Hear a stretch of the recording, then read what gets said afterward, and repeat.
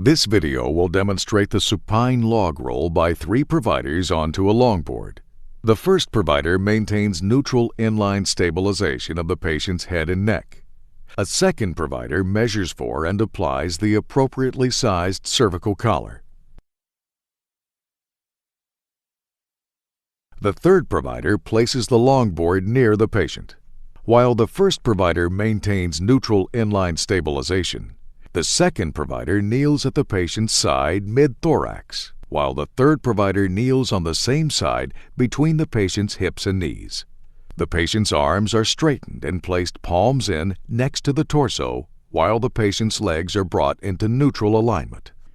The second provider reaches over the patient and places one hand under the patient's shoulder and the other hand under the patient's hip, while the third provider reaches over the patient and places one hand under the patient's chest and their other hand under the patient's femur. At no time should the patient's clothing be used to grip and move the patient. On command from the first provider, the patient's entire body is log-rolled as a unit slightly onto the patient's side, while neutral spinal alignment is ensured.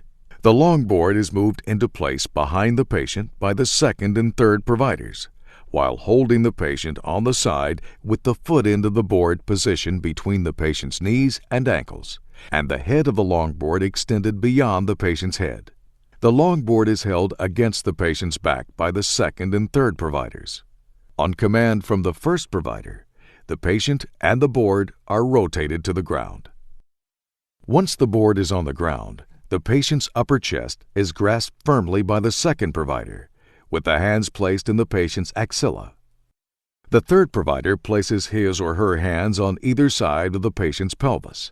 On command from the first provider, the patient is moved upward and laterally and centered onto the longboard.